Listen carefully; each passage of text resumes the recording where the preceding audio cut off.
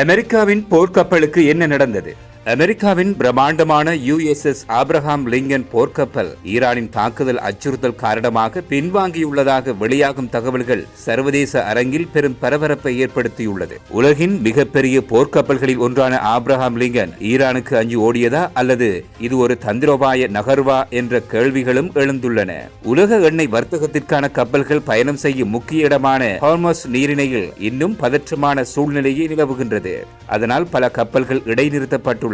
இந்த நிலையில் ஈரான் தனி நாடாக 14 அரபு நாடுகளை தாக்கியுள்ள நிலையில் அவர்கள் யாரும் ஈரானை தாக்கவில்லை. எனவே இத்தனை நாடுகள் சேர்ந்தாலும் ஈரானை சமாளிக்க முடியாது என்று இராணுவ ஆய்வாளர்கள் தெரிவித்துள்ளனர். ஹார்மஸ் நீரிணை பகுதியில் நிலவும் போர் பதற்றம் காரணமாக அமெரிக்க கப்பல்கள் ஈரானின் கடல் கண்ணிவெடிகளுக்கு அஞ்சி பின்வாங்குவதாக செய்திகள் வெளியாகியிருந்தன. இருப்பினும் அமெரிக்காவின் தகவல்களின்படி இது ஒரு தற்காப்பு மற்றும் மூலோபாய ரீதியான இடமாற்றமை தவிர அஞ்சி ஓடுதல் அல்ல என்றும் குறிப்பிடப்பட்டுள்ளது.